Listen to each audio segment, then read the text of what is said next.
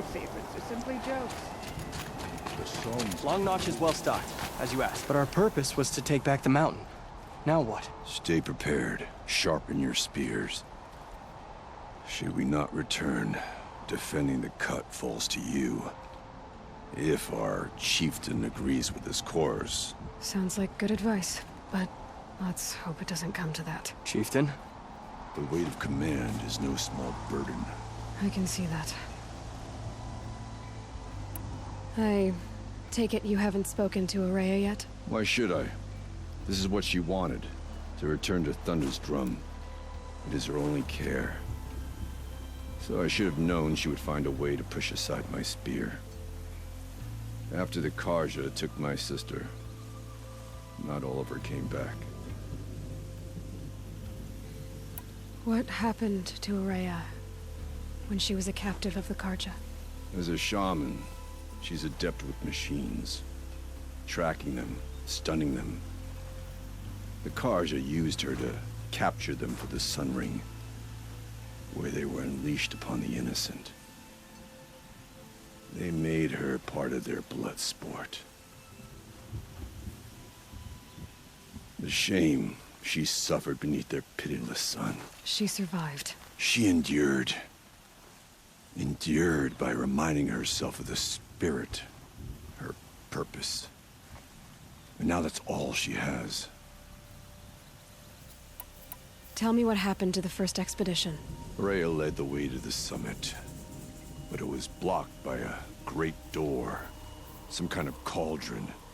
New metal. We tried to break through, but it was unflinching. We were exhausted. No way forward and machines behind. I made the call to push back. It cost us greatly. But to remain would have cost us everything. I had hoped to never subject Araya to that again. What do you think is beyond that door? I do not know. That expanse of metal, that dead hum. Nothing sacred belongs there. Machines and death, that's what the mountain holds. Death for us or for the daemon. And if we do find the spirit? Then perhaps we should put it out of its misery.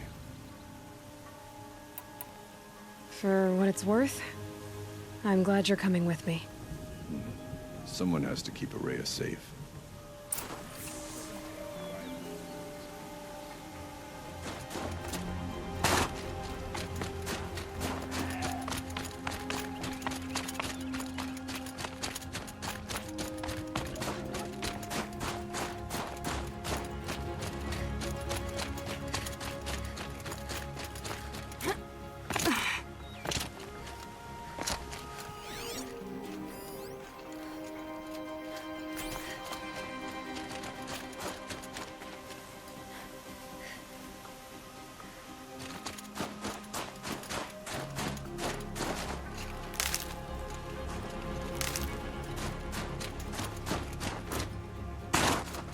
Aloy, this is it.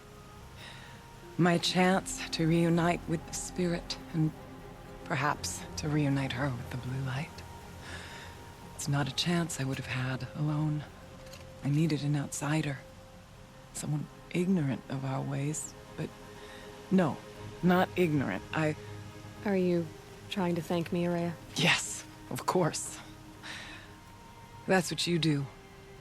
Untangle knots. Create possibilities. Thank you for making this pilgrimage possible. I only wish it had not been necessary to humiliate Aratak. You were wise to let him come. He's earned the right. Stubborn as stone, but he's had to be. The war demanded it. And so have I. Aratak told me you were a captive of the Karja for a long time. It sounded bad. For Aratak, it all comes back to that. He thinks the Karja changed me. They did not. They merely sharpened my focus. When all else is lost, you think about what's truly important. The spirit. the blue light, the beyond. And my brother, too. Every time I felt the chill northern wind, I thought of him, worried for him. What did the war do to Aratak? He cut away everything until only his true self remained. Unyielding ice. No Banuk has more sheer will. He fought the Karja for 1,000 freezing nights, yet always rallied his hunters at sunrise. It is said he endured 23 wounds in those years. His hunters counted them. He never complains of one.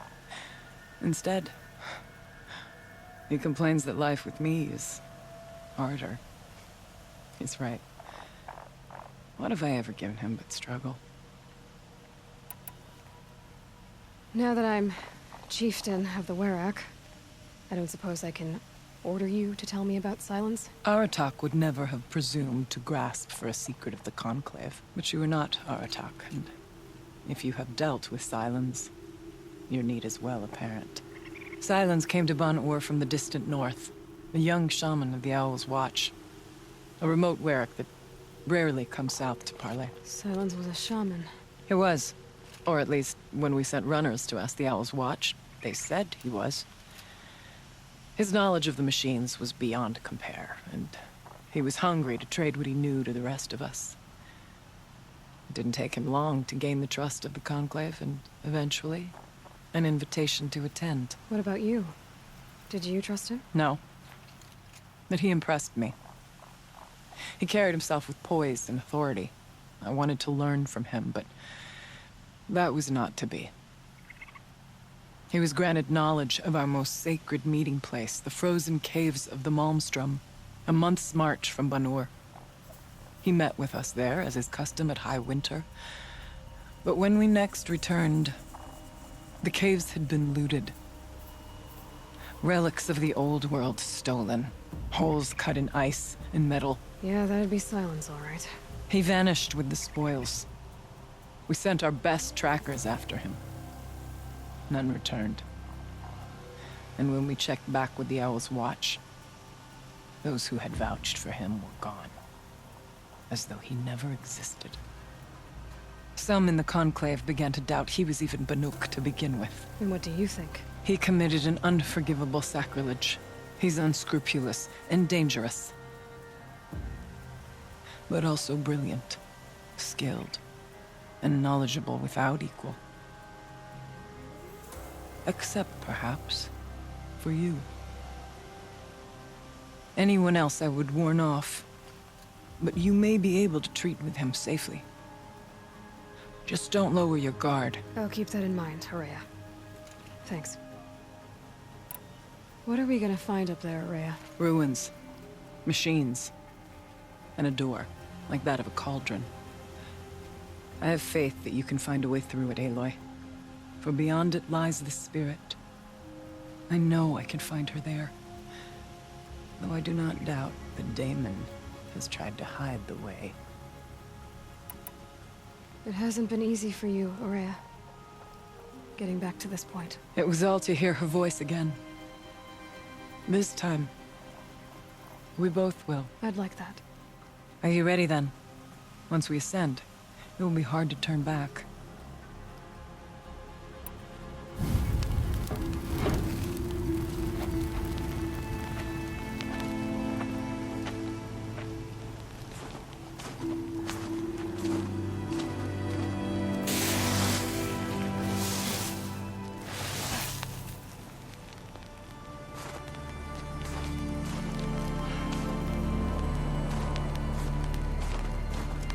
Finally, we ascend.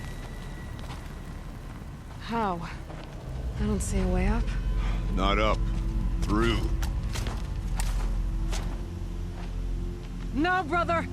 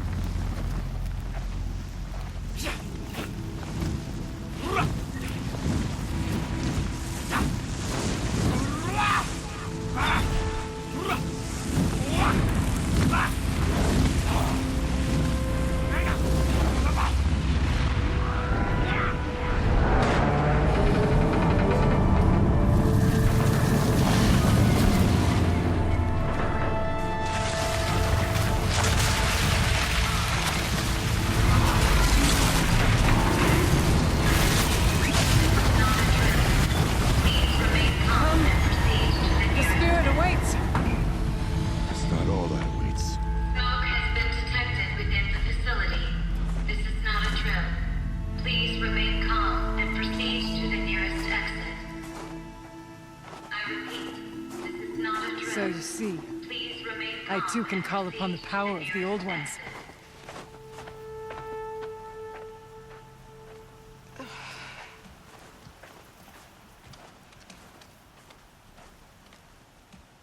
What was this